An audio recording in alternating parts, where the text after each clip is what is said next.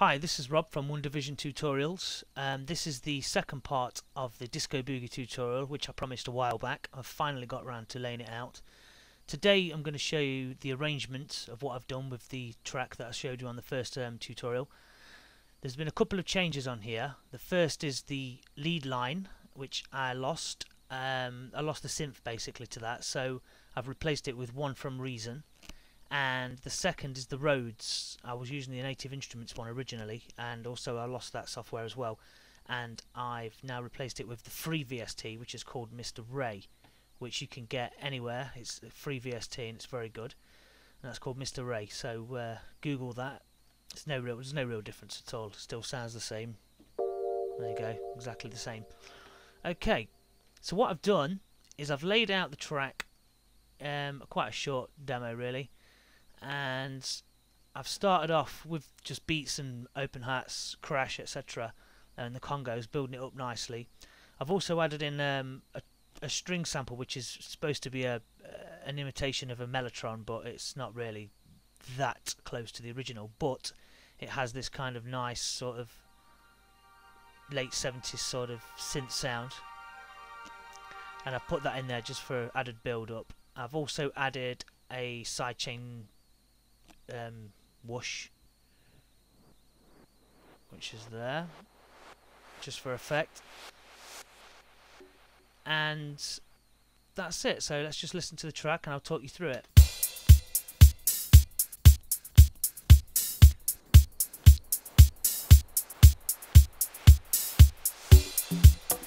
It's just laid out like a traditional live disco record would have been recorded in the late 70s, early 80s.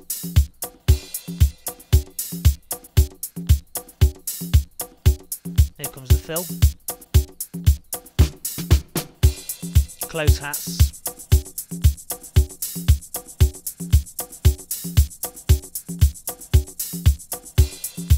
Here comes the mellotron style sound. There's also a little whoosh effect. What I've done there is I've just shortened the first two chords with the bass, so it's kind of like on a loop.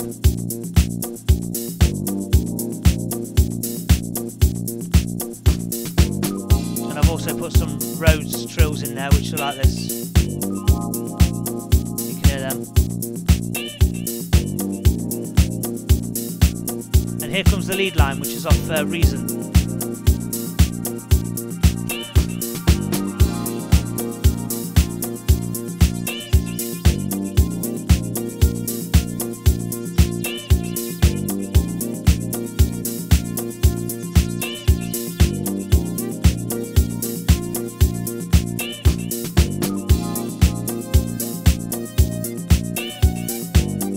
It's a very rough outline. I mean, the lead line isn't that great, but it just demonstrates exactly what it is I'm trying to say.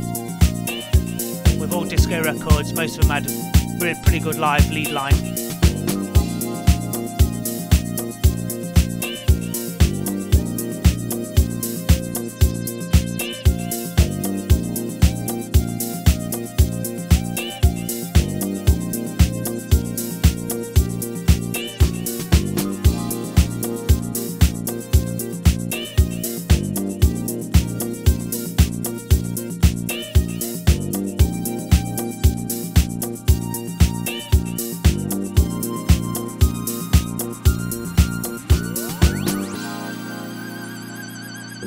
It's got that modulation on there, which is pre-programmed in here with the automation.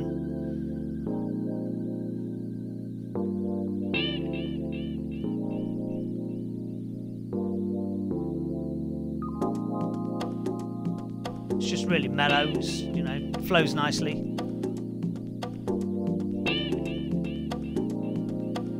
And then the lead line comes in again, which is a new recording.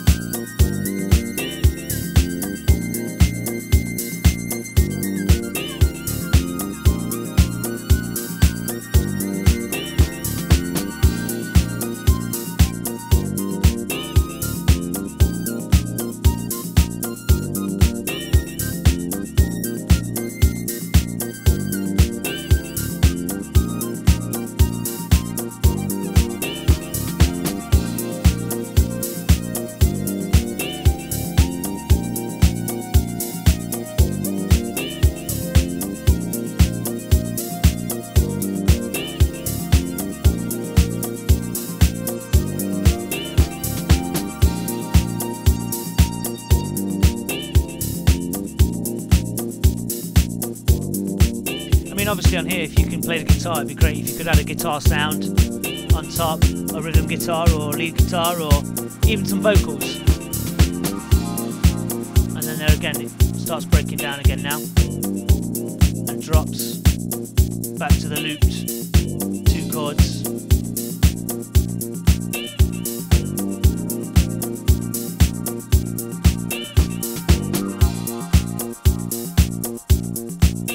Losing Rhodes and put in the bass. Then the bass drops out and it just breaks down to beats.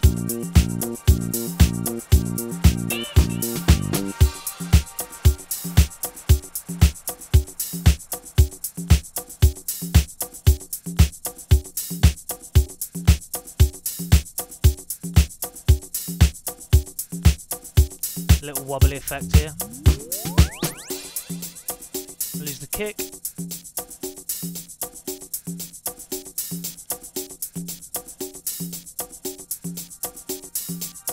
And then ends with the Rhodes trill, little wobbly thing.